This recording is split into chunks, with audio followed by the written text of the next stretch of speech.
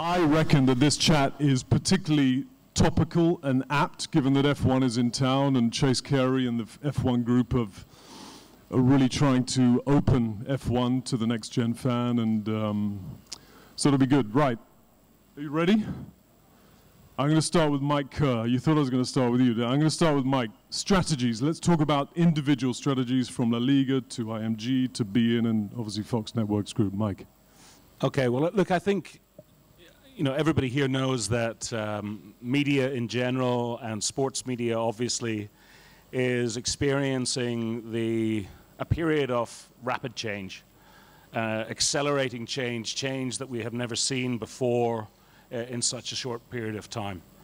And I think a lot of that change, is being driven by a couple of fundamentals. One is consumer behavior, and in particular that is the youth of today, the new consumer, the new sports fan who is coming through and their expectations.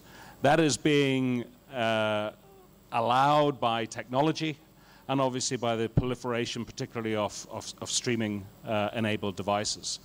So I think that for us is where we are ensuring that we have a skin in the game, ensuring that we are reaching out to all consumers, because whilst we do have this change, whilst we do have this young consumer coming through whose behavior is different to the behavior of, let's say, Gen X, where most of the people in this room are categorized, let's say. But at the end of the day, the fundamentals of sport have not changed. I don't believe that the appetite for sport has changed. The fact that sport remains these days the only appointment viewing proposition in market hasn't changed. The idea that any consumer will migrate to the best possible screen hasn't changed. Although, obviously, we all know that the new consumer, the youth of today, are mobile first. And so we have to take all of that into consideration in terms of a strategy. We can't just simply go headlong to try and capture the youth, the new fan, by creating new propositions, new experience for them, while forgetting the core of our business, which remains our linear services. Linear services are not dead. Linear services will not die. I'm happy to hear that. Yeah. Thank you. Anytime soon. But certainly over the next 3 years, there is going to be radical change. And I think one of the advantages that we have in terms of the technology from a broadcaster's point of view, from a league's point of view, is that we get a lot more information. And so we understand this new consumer a lot better, but we're getting that understanding on the fly. We don't have an awful lot of data at the moment, or certainly we don't have years of data to really understand trends. Trends are emerging, and consumer behavior is changing as we're live on air broadcasting sport. So I think we're really trying to make sure that we remain nimble, we remain flexible. We have, again, as I said, skin in every game, whether that's linear, whether that's mobile first, whether that is some sort of aggregated OTT type service, digitization of all of our services, bringing data in. So, it's a fundamental change in that we have to be all things to all people, and those people are very different. Tom, IMG strategy? Yeah, look, I think nowadays I look at it more at the rights holder's perspective, because that's who we look after, and often that's very reliant on the partners, you guys sitting next to me, in terms of Ivan aside maybe, in terms of how we market in this region and how we reach people. So it's a key decision, apart from the obvious kind of commercials around a deal, the ability for a partner in this region to effectively demonstrate a multi-platform strategy, demonstrate that they can be creative in marketing and reaching younger fans, is definitely something which is a consideration. I guess back at HQ, for each of these federations are now having to work increasingly hard to sort of compete with one another and compete for attention with loads of other entertainment forms. They're having to be much more creative. They're having to look at every single platform that emerges, every new trend, and they're having to see how they can embrace it if that's where the younger viewers are going. So that can be, I mean, these platforms are very new, but the likes of Snapchat, Twitter, etc., all of those are curating content which is appropriate for those platforms, but also going into new areas such as, you know, dare I say it, esports, and looking at whether that's something that they can leverage alongside their brand and find a different way to appeal to people. And the third thing is that they've got to stop looking at themselves as purely sporting brands, because in that they're competing against everything. So they need to think about how they entertain, get into that entertainment sphere, how they leverage their assets to reach the different audiences. It can be as simple for, you know, take an example like Wimbledon, which, you know, you and I both work on, who they invite on the grounds, the Royal Box, how they capture content around that person, ways that these rights holders are now having to think in order to compete in this very cluttered world out there in sports and entertainment. Yeah, you never come to the studio. The only person I ever see is Dale Levin. He's in there the whole time. Anyway, next time. Ivan, obviously La Liga and Facebook have done a deal recently, and that's made huge waves and headlines, but the La Liga strategy, just talk to us about that very quickly. Well, from La Liga point of view, basically, if I take a one step backwards, we look at Asia as a big opportunity for us. Unfortunately, we didn't look into Asia much, you know, until 2 years ago. So we need to start from the really beginning. So basically, we're trying to come into this part of the world to have a better understanding on how the behavior of the fans are, and also how we can get closer to them and find the best ways to engage. Okay, so our approach is a global approach. Basically, we have a strategy that it comes from all the way from Spain, but we try to make sure that we have the right approach market by market. Like I said, historically, if we look at this region from Spain, people think sometimes that we still have the wrong assumption that all the markets, you know, like look the same. So we have this project is called La Liga Global Network. That basically we have already one delegate, you know, like of La Liga in each of the markets, trying to work close to different agencies to identify what is the best way to understand the behavior of the fans in each of the markets. So it's not just anymore, you know, like to look at the big picture, but we try to make sure that we understand, you know, like what is best, you know, for each market, how we can communicate in the same language, how we can generate new contents. So we're looking a lot into the digital space. That is definitely the best way for us to get into these markets. But also, in the end, we position ourselves as a different, not the traditional football league, but we position ourselves as another entertainment company. So we produce entertainment. We look for the time that the fans, the people wants to invest, you know, like on how they consume football is just one option, but we're looking at even many more options, you know, like so proof of that is today we're here also as partners of Renault. So we're looking always at different, you know, like areas that can help us not just to reach the traditional football fan, but any opportunities out there for fans to enjoy La Liga. Ashwin, market to market, well, so many different markets. We cover what, 20 territories across Southeast Asia, so makes it tough, right, for having an individual strategy for each market. It does, and that's also the opportunity. I mean, being a regional broadcaster, we've taken one approach fits all markets. Traditionally, that's because you know, we've predominantly been English language. We've served all markets in a unified manner. Now with digital, we have the ability to localize the content. Going back to your question, right? Our strategy very much is to be where the audience are, which is predominantly on smaller screens in the palm of their hands, and also being relevant. It's not shoving the same content down their pipes, you know, and hoping and praying that consumers consume that content. No, it's actually recutting that content, recrafting it, or in some instances producing digital-first content that resonates with that audience. Resonance for me, for us, really means two things. One, relevant to that audience. So it might be a sport that we have traditionally not covered because we didn't have the rights for it. But if that is something that a consumer is passionate about in a local market in Indonesia or Thailand, well, we should be talking about that. We should be owning that conversation despite the fact that we might not have rights to it. It's also doing it in a way which is consumable. Now that comes in two formats for us. One is actually what is the format of the content itself? Is it the written word? Is it imagery? Is it more visual content? Is it actually video?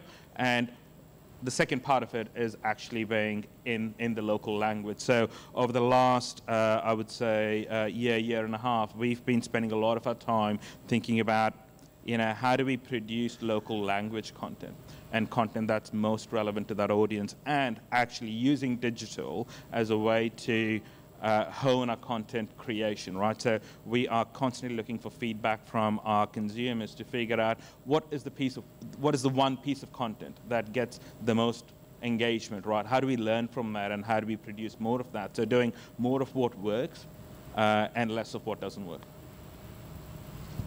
It's all about behavior, isn't it?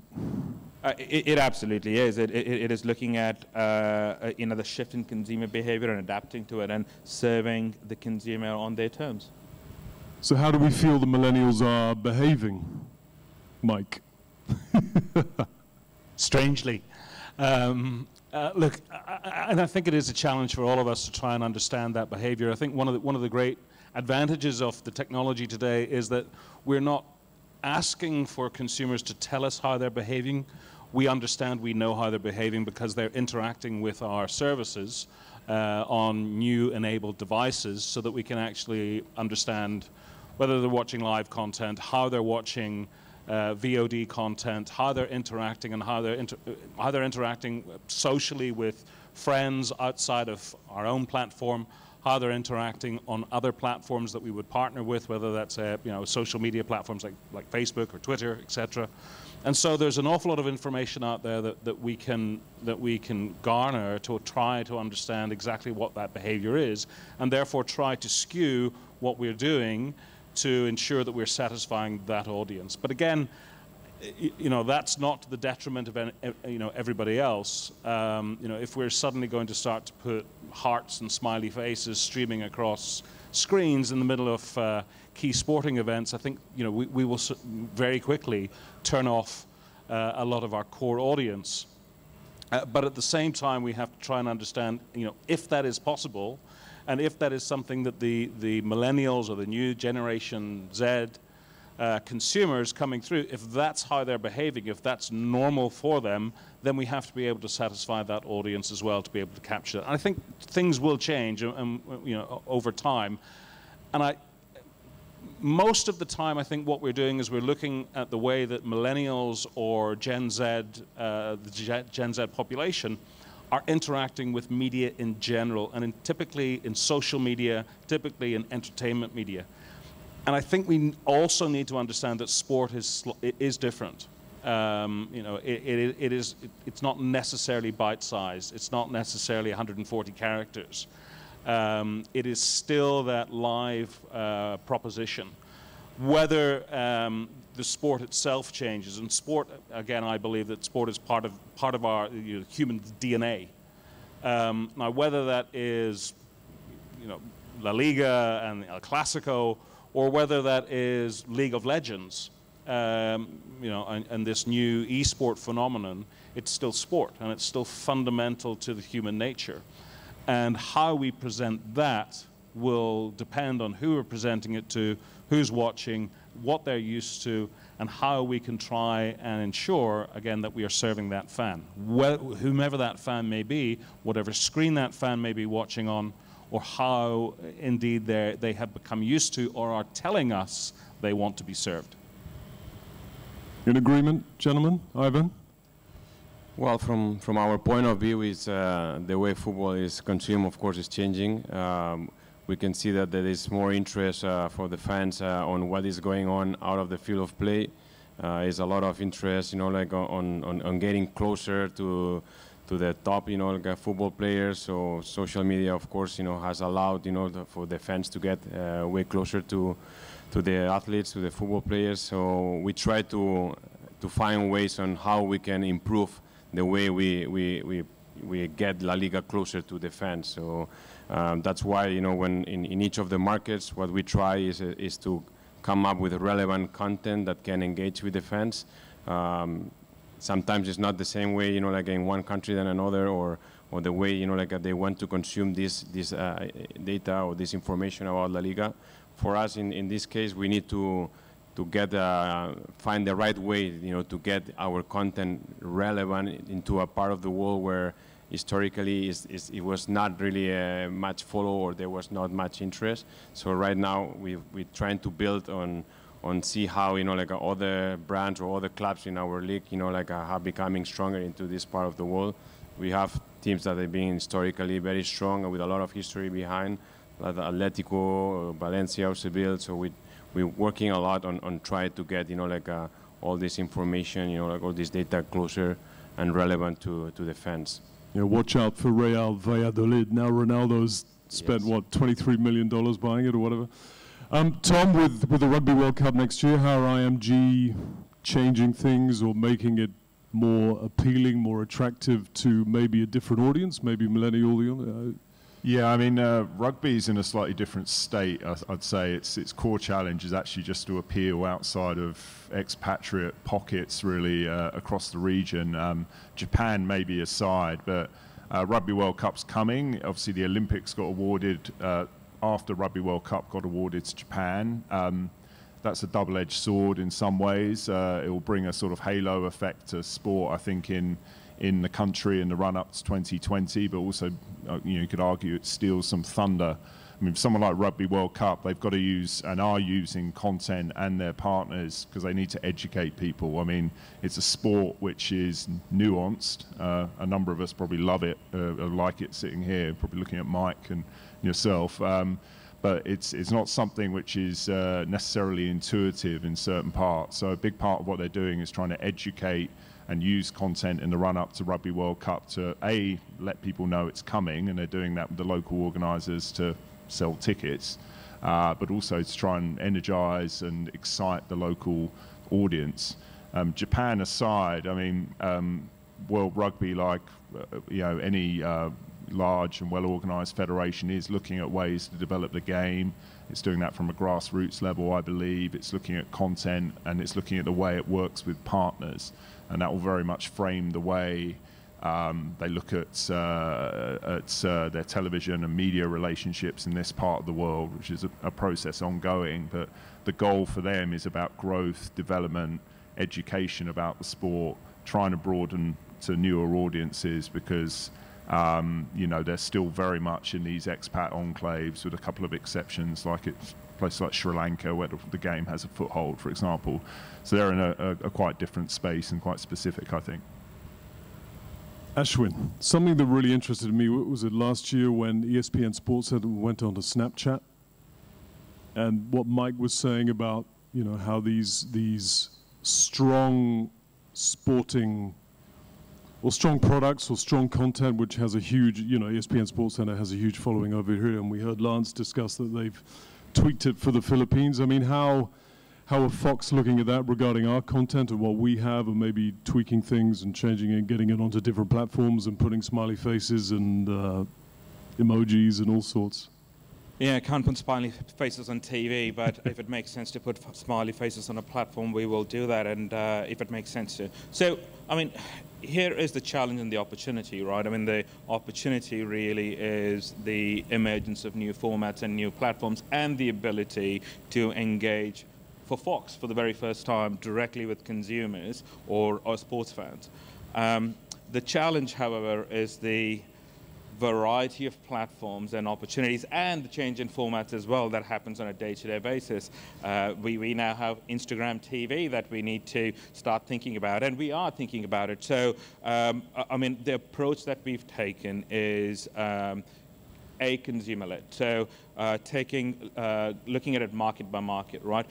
Which platforms are consumers on? What format are they consuming? And we try to create content for that platform. At the back end, what we've been able to do from a workflow and content creation perspective is build a content factory that is agile and nimble enough where we can produce once, reformat it into a multitude of formats that lives on different platforms. And then we do the most important thing, which is measure the success of that piece of content, and then we make a determination on whether we continue to invest in that format, invest in that piece of content, or actually do we need to make tweaks or massive changes to the way we are producing content that might be a superficial change to the way we introduce the content, trying to grab and retain the consumer's attention in the first couple of seconds. Or maybe it's just the content, it's just not interesting. We need to move on and start talking about a different aspect of that topic. Mobile first. Millennials are mobile first generation. I mean, how are we tweaking the content to appeal to the mobile first gen? Well, there are many ways that we can do that through formatting, ensuring that, for example, if you're presenting stats, as you would normally present that from a big screen experience, you can reformat that onto a mobile screen to ensure, for example, that it's readable on such a small screen.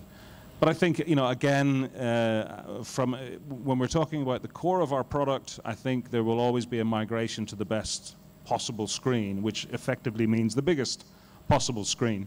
And I think the other thing is that, whilst we're talking about the, millennials or Gen Z, etc., their behavior actually isn't as mysterious to all of us, maybe as we've been talking about, because that behavior is creeping up through all of the generations. I think everybody in this room today would be, it's not that we're unable to understand a mobile first proposition. We're unable to understand casting onto a larger screen. We're unable to understand that you can get information through other channels and social media channels, etc., outside of your key sports proposition. And so the behavior, I think, across the board is also changing. So it's not necessarily that we need to target to a Gen Z or a millennial because they are somehow weird and new and misunderstood and mysterious beings that that we're not going to be able to deliver content to, because fundamentally sport hasn't changed. The appetite of sport hasn't changed. What is changing is obviously that consumer behavior, but it's not just the young. It's the technology that is enabling all of us to change. And so whether it's mobile first, of course there are going to be various nuances. Again, those people who are emoji natives, who have grown up with emojis and understand emojis and can actually speak emoji, may also may have a different view, or we may need to treat them a little bit differently in terms of how we're presenting stuff to them, whether that's mobile first or whether it's any screen. So I think we need to make sure that we're cautioned in terms of not trying to understand the Gen Zs coming through and thinking that they are somehow going to make sport completely different. It will change. It always has. It used to be very binary. It used to be you switched it on, you either watched it or you didn't. It used to be that practically all of the information that you got was either through the TV screen or through reading a newspaper. Sport has always been personality driven, and so today those personalities are really bursting through the traditional mediums and coming to you on social media, etc. Followers of Cristiano Ronaldo swapping teams, etc. And so these are the new forces that are coming into the sports ecosystem and into the economics of sport. And I think, again, fundamentally, we're all running businesses. So we have to try and understand those economics and try to develop our business models to ensure that we're serving the fan, whomever they may be, on whatever screen they may have, and developing partnerships, again, with other platforms to ensure that, again, we are maximizing the opportunity, not just from a business perspective, but also from an economic perspective in terms of sport in general. Do we feel that live sports on a big screen at home is still the way to watch live? I mean, there are probably people in the audience who don't even have a huge television at home. Now, we all like to watch a rugby match or a tennis match on a 45-inch plasma at home, but it's changing, right? And that. I still believe that, as Mike said, that the high quality, robust delivery of a good and highly produced signal is so important. There's been articles, probably one a week for the last 6 weeks to 8 weeks as the new football season starts, various major events of very, very big streaming players not being able to deliver the very core that a fan wants, which is to be able to watch it, highly produced, great talent presenting it, but with a robust signal which isn't going down or buffering or delayed, because if you are buffering or delayed, you're behind in this day and age because you're following it on Twitter at the same time as you're watching it on screen. So I personally believe that still, despite a lot of the noise in the industry and the new players, they've got to catch up with the traditional side of the industry and do the very basics of this well, because that's the fundamental point in delivering sport, in my opinion. Yeah, I agree 100%. I don't think the appetite for live sports has diminished. What has changed is the desire to engage more with that sport, right? Be that athletes or the club directly. Now, for those who are unfortunate to not be able to catch that game which is playing live on TV, well, how do you serve that consumer? And more importantly, I mean, we could do that in ways, you know, through OTT services and also by using digital and making sure that they're kept up to speed on the major moments of that game. But equally, what happens to that sports fan after that 80 minutes or 90 minutes, right? How do you own the conversation? The event just doesn't last for 90 minutes. It's personality driven. They are really passionate about it. So how do you serve those fans? So I don't think the appetite for the live game has diminished. We now have an opportunity to serve the consumer in a multitude of ways. I mean, the future of sport is more sport, right?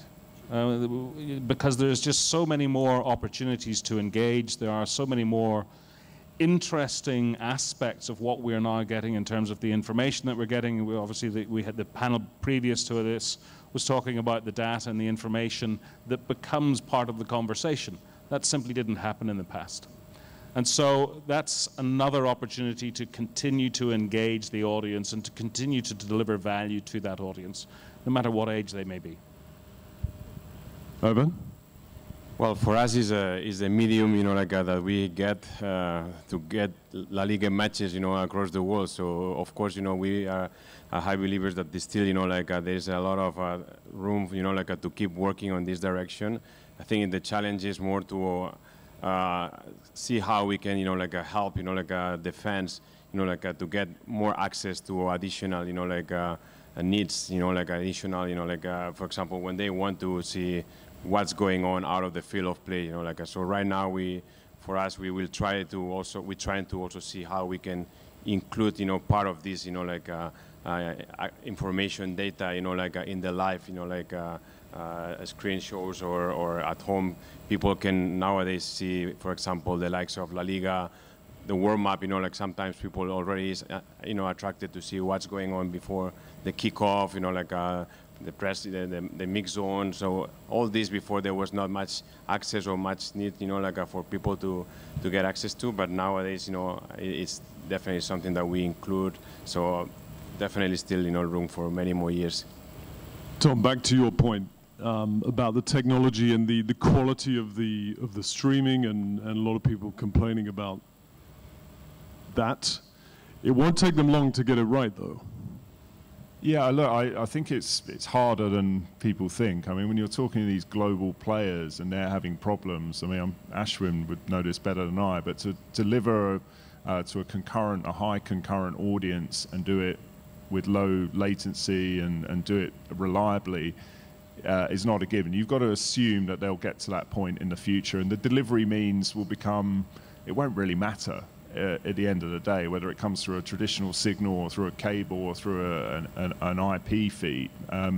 You know, it's more about, I think, the story, to Ashwin's point, what you do pre an event, delivering a great in-game experience, how you tell the story afterwards, and telling those stories in the right ways to the right people in the prevalent devices or destinations that they're at for me. You've got to assume the technology side in the long run will sort it out, and it will become, I think, largely irrelevant when it does in terms of the thinking about how you go about delivering content. Agreed?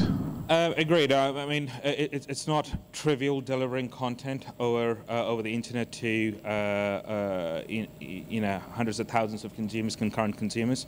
I do believe that in time we will overcome the technological hurdles that we have, and more importantly, I think you know, the delivery of that content, the actual technical delivery of that content, will be commoditized, where you actually work with a partner to deliver that, and you don't worry about it, right? And you start focusing on, you know, creating great content and leaving the hassle of delivering that seamlessly to the end consumer to someone else.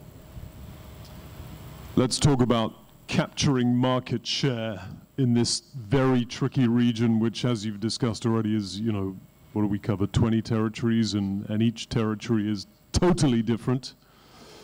So how do we go about that, and what are your strategies and plans to do so, to capture market share? Well, I think, again, obviously having the content obviously it still remains king from a sports perspective.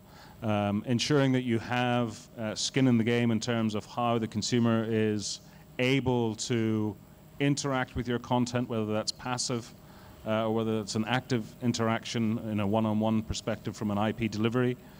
But I think the other thing is that, you know, I think more today than ever before, there is a real threat of commoditizing sport.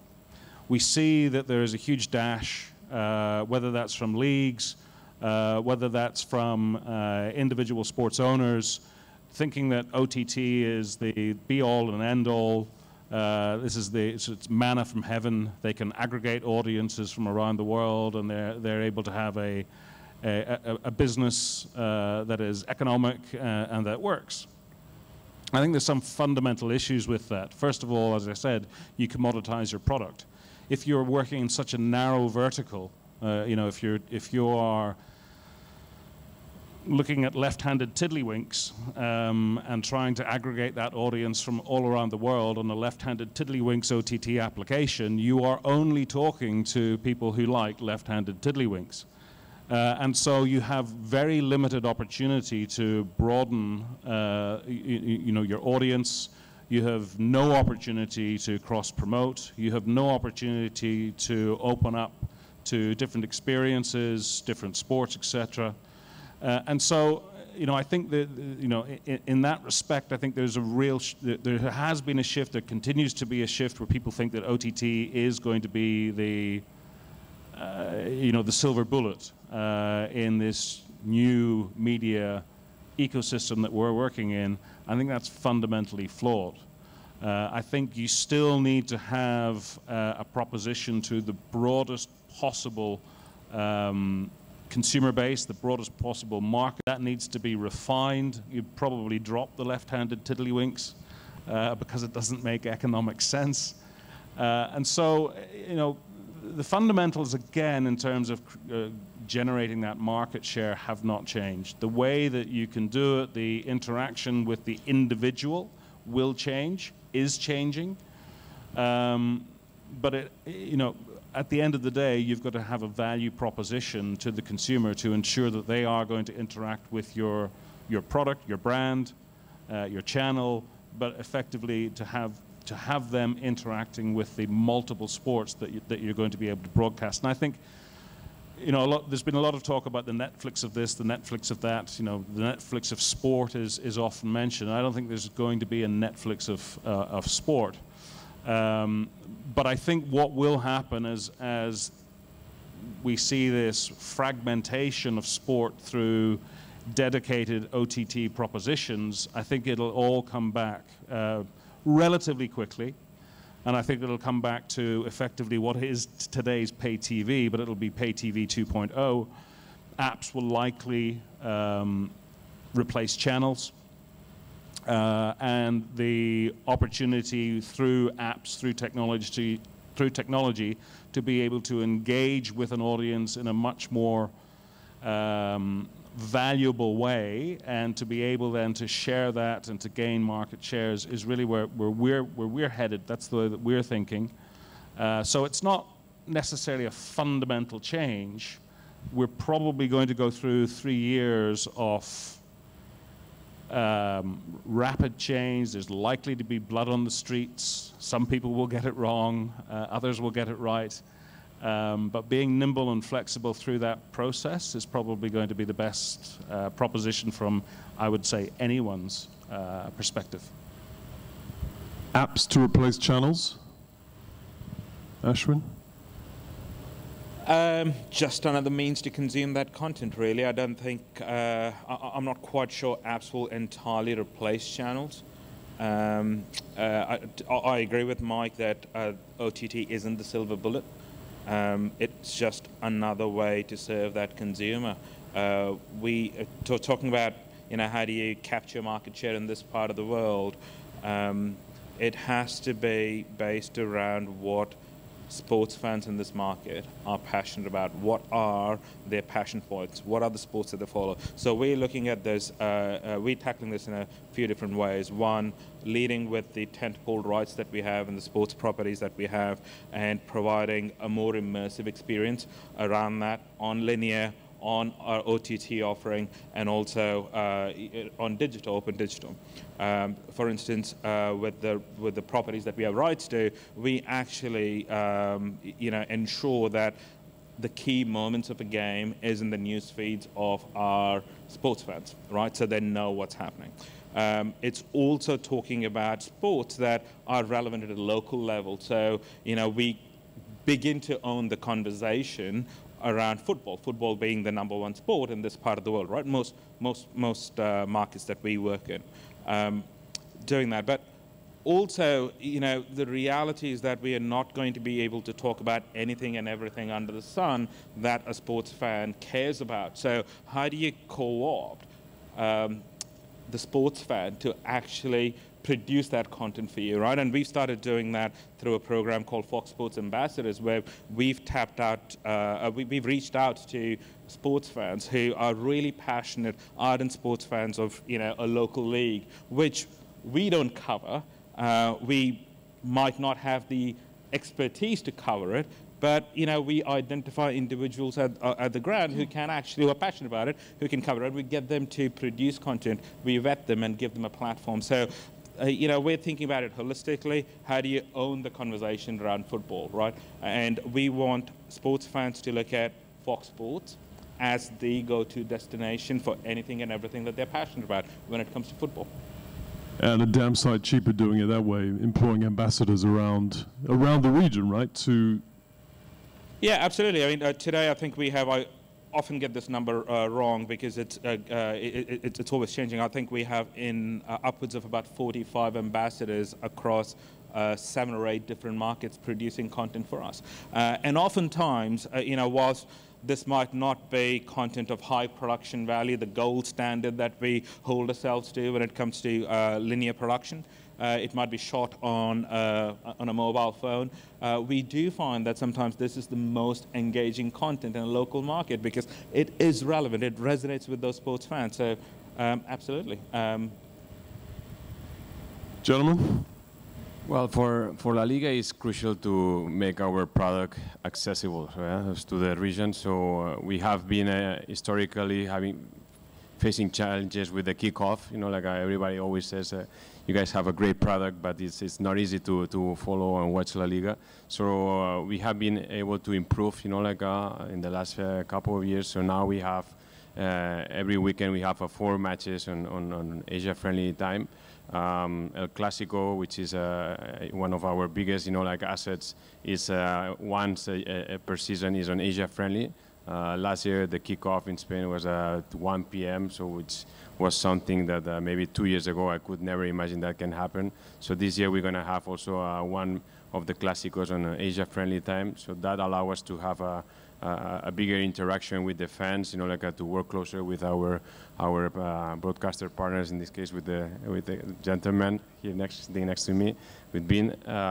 Also, we try to work, like on public viewing, so we can have like a closer interaction with the fans. So that is something that has been helping us a lot on trying to increase our market share in the region. We need to look at not just El Clásico and also looking at all the matches. So that's why we also need to work on the other brands in La Liga to get the other teams, like more recognized. So we will be able to do more of this. Tom? Yeah, look, sort of looking at it from a federational rights owner perspective as well. I mean, as we've said before, they're having to work much harder to capture market share, which is to gain share of mind and ultimately mid to long term turn that into a growing business. I mean, aside from all the points we talked about excellent partners, delivering the great content, allowing their partners to have all the tools they can to cover the event in the way they can, and having a great digital strategy and all of that. If you look at those federations and events we have, which are have more control because they form the core of the sport. Take something like UFC. I mean, the thing that will move the needle more than anything else is developing good talent from the region. If you have talent, take the NBA for example. So they first went to China, I think, in '79. Played games, in that era. They got a business established that was ready at the right time. They built basketball courts outdoors all over the country, and they waited. And then Yao Ming came, bang, suddenly, they've got a business. It's multiplied in terms of scale hugely, and off they go to the races. Other sports, if you can call it that, like WWE have done that, where they can curate their talent a lot more because it's theatrical, essentially. I think for the smart ones and those that are in a position, I mean, this isn't relevant to a tennis Grand Slam or a golf major, more at a sort of global federation level, is creating that talent pathway and creating grassroots strategies, elite training centers, which is something that UFC will be doing in the region. So that the top talent then can go into the sport and perform at the highest level. And more than anything, that moves the needle in terms of capturing market share. Final section of the chat, I guess. I mean, what do we feel the brand sustainability looks like? Let's start with Ashwin. Brand sustainability, as in Fox is a brand, Fox Sports is a brand? 100%, yeah. Look, being a paid TV, I don't think Fox Sports as a brand has had has had saturation when it comes to penetration in various markets. We are beginning to be more present in in many more markets now by virtue of our digital presence. So I think we are extending our brand reach and relevance in markets by leveraging new media and digital and social. Along the line? Well, I think, again, there is this proliferation of OTTs, new brands coming into the market. I worry about them. I think there is going to be a period of consolidation where things will come back. I think in the media industry as a whole, obviously there's incredible consolidation, not least with Fox and Disney. And I think, the other thing that has changed fundamentally over the last, let's say, 5 years is that we're now competing at global scale, in particular with the FANGs. And it's yet to be seen exactly how they're going to interact with sport. I think it really feels like a proof of concept period for them, dipping toes into various pools of water around the world. Whether they, I mean, and I think fundamentally those guys, you know, their key advantage is that they do have global scale.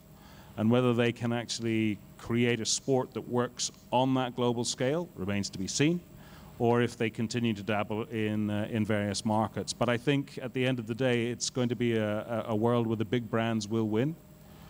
beIN is a newcomer, a relative newcomer into the world of sport. Thankfully, we're very well funded. And so I don't really have much of a concern about beIN's long-term future. The established brands, La Liga, for example, in terms of the leagues and the federations or the sporting events, I don't think are going to have any concern about any dilution of their brands. But I think today there are just too many brands competing for the same eyeballs, commoditizing themselves, commoditizing the sport or the proposition that they have, and I just simply don't think that that is something that's going to survive in the near future. Well, we are a well-established brand, but still, you know, it will all depend on how, you know, like we can understand the needs of our fans and how we adjust, you know, like to the new consumption behaviors. We are always very open to listen to our fans, to see if there is other areas that we can explore together. La Liga is nowadays into a lot of different things that is not just football. So if it's esports or Formula One or other sports, so we really diversify our portfolio. We have another project that we support all the different sports associations in Spain, and that allow us to have different sports ambassadors that go across the world. So we always, you know, like the idea is to diversify our portfolio, have a better understanding and flexibility to adjust to the new needs of our fans, and always partnering with the right partners.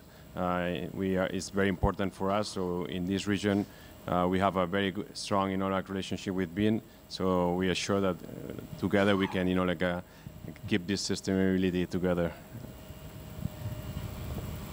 Yeah, I think it's two things. Again, looking at it from a federation or event owner, rights holder perspective, first thing is to seamlessly evolve. So stay true to your brand, but move as the trends move and consumption behavior moves, and be it in a media and content sense, or even just in terms of how you look after your infrastructure, your grounds, if you have them.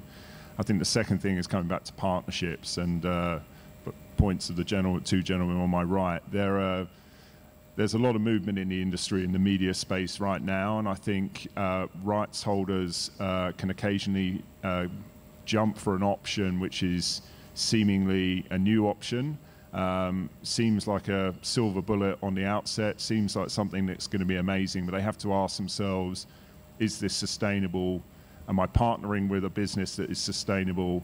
And where does this go for the long term? Because I know a number of sports bodies that have made that very mistake, including us in China, for example, where it was almost too good to be true, and in fact, it was too good. And you know, and it wasn't sustainable, and we had a real market adjustment. So for me, those are the two core things: the right partners and continuing to evolve, ask yourself questions, move along without sacrificing the very core of what the product is.